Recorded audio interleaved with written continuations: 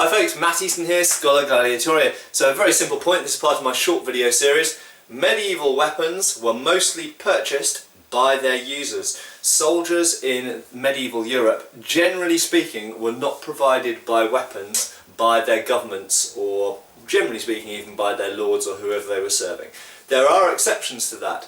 Certain things like halberds, pikes, sometimes guns, bows and longbows and crossbows were kept in town arsenals sometimes for the defence of the town, and therefore when in times of war, if the town was threatened and the local militia was raised out of the civilian population, they had a load of halberds or handguns or crossbows or whatever sort of dished out to them. However, their personal weapons, things like swords, daggers, elements of armour usually, these were things that they bought for themselves. So if you're talking about a medieval English archer or a French kind of militiaman, their personal weapons were usually their own.